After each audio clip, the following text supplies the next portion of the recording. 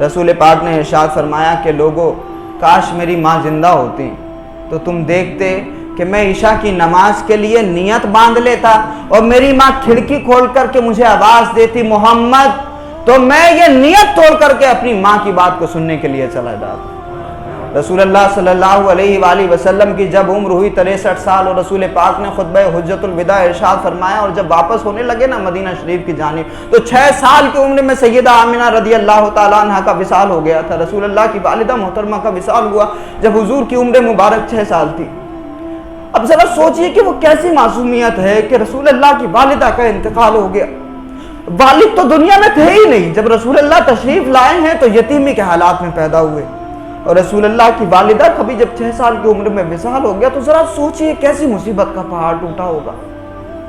آنکھیں جھکا کر کے ذرا اس درد کو محسوس کرنے کی کوشش کریں کہ رسول پاک صلی اللہ علیہ وآلہ وسلم کی والدہ محترمہ کا وصال ہو گیا۔ اب اس دور میں حضرت آمنہ کی باندی حضرت ام ایمن کے علاوہ کوئی اور موجود نہیں تھا۔ حضرت ام ایمن کہتی ہیں کہ میں رسول اللہ کو حضرت آمنہ کو دفن کرنے کے بعد بار بار لے کے آتی تھی اور اپنی ماں کی یاد میں رسول اللہ واپس پہاڑی پر چڑھ جاتے تھے اور اپنی ماں کی قبر کے سرہانے بیٹھ کے روتے تھے۔ رسول اللہ کی جب عمر ہوئی 63 سال کی،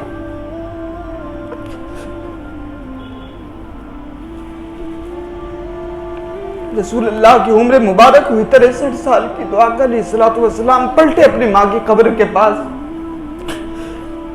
حضور اپنی ماں کی قبر کے پاس بیٹھے، رسول اللہ نے اپنے گھٹنوں پر اپنا سر رکھا اس طرح سے۔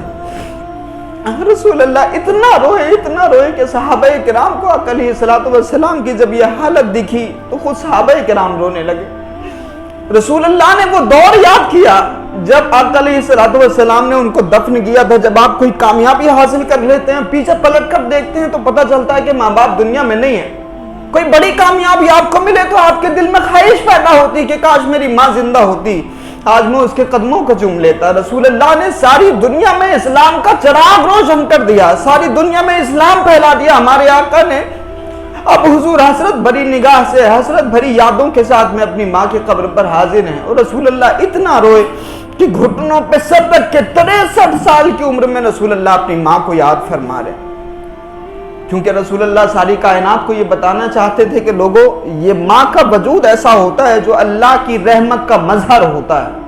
اگر تمہیں اللہ کی رحمت کا مظاہرہ کرنا ہے تو کہیں اور جانے کی ضرورت نہیں ہے۔ اللہ نے مثال بھی بیان فرمائی تو ماں کی بیان فرمائی، کیونکہ ماں وہ ہوتی ہے جو رحمت خدا کا مظہر ہوتی ہے۔ اور اگر تمہیں اپنی ماں کی یعنی اللہ کی رحمت کا مشاہدہ کرنا ہو اور یہ پتہ لگانا ہو کہ اللہ کی رحمت کیسی ہوتی ہے تو کبھی ماں کے آغوش میں، ماں کی گود میں سر رکھ کر کے سو، تب تمہیں پتہ چلے گا کہ اللہ کی رحمت کیا ہوتی ہے، اللہ کی رحمت کیسی ہوتی ہے۔ آج بھی جب جوان بیٹا اپنی بوڑھی ماں کے زانوں پہ سر رکھ کے سوتا ہے تو اس کو وہ مزہ آتا ہے جو دنیا کی کسی چیز میں نہیں ملتا۔ وہ ایک آدمی کی شادی ہوئی، بچہ ہوا، اس کی عورت کا انتقال ہو گیا، اس نے دوسری شادی کر لی تو اس نے اپنے بچے سے پوچھا کہ بیٹا وہ پرانی والی ماں اچھی تھی کہ یہ والی اچھی ہے؟ پرانی والی کا معاملہ یہ تھا کہ وہ جھوٹی بہت تھی اور یہ جو آئی ہے یہ سچی بہت ہے۔ تو وہ کہتا بیٹے تیری ماں جھوٹی تھی؟ کہا ہاں میری ماں جھوٹی بہت تھی۔ تو اس نے پوچھا کہ بیٹا ایسا کیوں بول رہا ہے؟ تو وہ کہنے لگا کہ وہ جو میری ماں تھی نا، وہ جب میں کوئی شرارت کرتا تھا، کوئی برتن ٹوٹ جاتا تھا تو وہ میری ماں مجھے مارتی تھی اور کہتی تھی کہ جا آج میں تجھے کھانا ہی نہیں دوں گی۔ کہا یہ کہتی تھی اور مجھے گھر سے نکال دیتی تھی؟ کہا میں تو باہر کھیلتا ہوتا تھا، میں بھول جاتا تھا، لیکن آدھے گھنٹے بعد خود گلی میں نکل کر کے پوچھ رہی ہوتی تھی کہ تم نے میرے بیٹے کو دیکھا ہے؟ یہ ہوتی ہے ماں۔ وہ کہتا ہے کہ باپ وہ جو پرانی والی میری ماں تھی وہ جھوٹی بہت تھی، یہ والی سچی بہت ہے۔ یہ کہتی ہے کہ میں تجھے کھانا نہیں دوں گی تو پھر کھانا نہیں دیتی۔ باپ تو کبھی کبھی کہہ بھی دیتا ہے، اگر بیٹا زیادہ نخرے کرے تو باپ کبھی کہہ بھی دیتا ہے کہ چھوڑو، اگر کھانا نہیں کھانا تو مت کھاؤ، اگر کھانا نہیں کھاتا تو اس کو کھانا مت دو۔ لیکن ماں چپکے سے کہتی ہے کہ اگر اس نے کھانا نہیں کھایا تو مجھے نیند نہیں آئے گی۔ بیٹا چاہے جتنا بھی جرم کرتا پھرے، لیکن ماں کی رحمت یہ ہے کہ ہمیشہ اس کو پناہ دیتی ہے۔ آپ ذرا سوچئے کہ یہ ماں کا وجود ایسا ہے کہ اگر بندہ اس کی خدمت کرے تو اللہ رب العزت پھر اس کو ویسے کرنی بنا دیتا ہے۔